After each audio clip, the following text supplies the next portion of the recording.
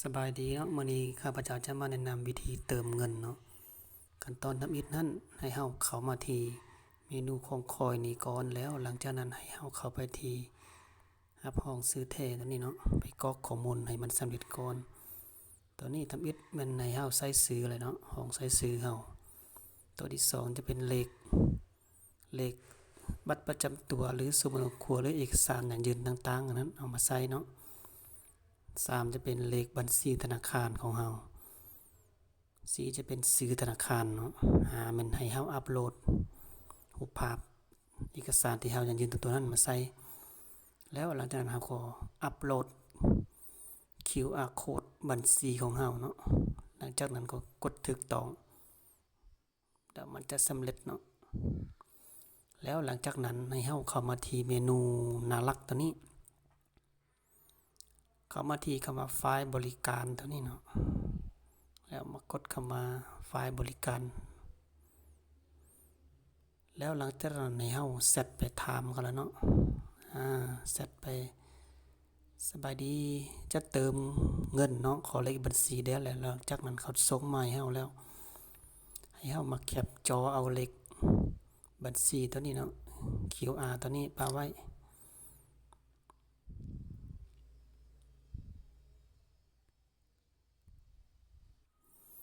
หลังจากเขาโอนเงินสำเร็จแล้วเนาะหลังจากเขาโอนเงินมาเรียบร้อยแล้วให้เฮาแคปจอบิลตัวนี้ปาไว้เนาะแล้วหลังจากนั้นให้เฮาเข้ามาที่คำว่าเติมเงินตัวนี้เนาะคลิกเข้าไปเติมเงินเข้าบัญชีบัตรตัวนี้มันใส่จำนวนเงินตัวที่เฮาโอนเข้ามาเนาะจำนวนเงินที่ข้าพเจ้าโอนเข้ามา300,000กีบ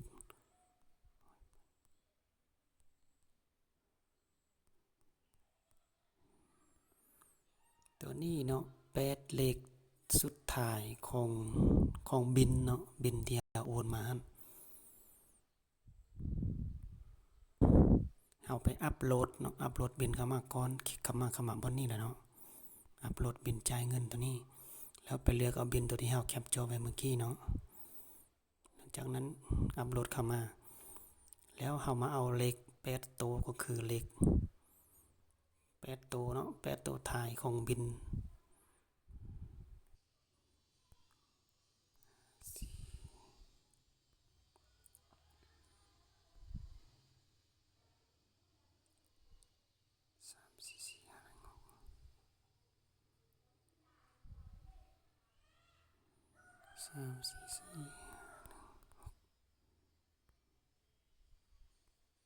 แบบนี้เนาะ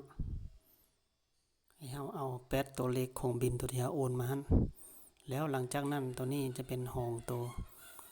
ใส่เลข4ตัวสุดท้ายของบริษัทก็คือเลขบัญชีของเฮานั่นเองเนาะ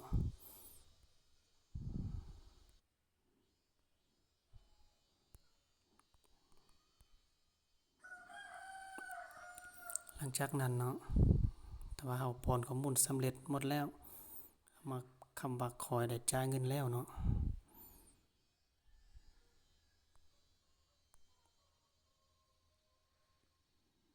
ก็ถือว่าสำเร็จเนาะหลังจากนั้นก็มีแต่ให้เฮารอท่าเงินเข้า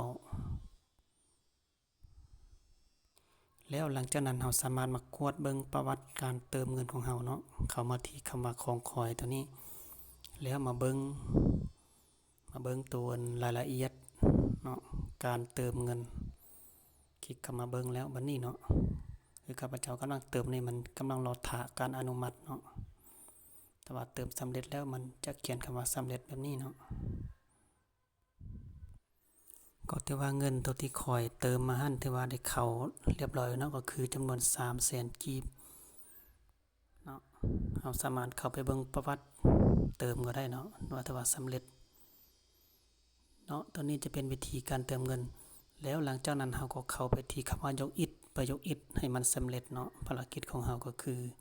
15วัน15งานต่อวันนั่นเองเนาะถ้าว่าเติมขั้นต่ำเข้ามา300,000กีบ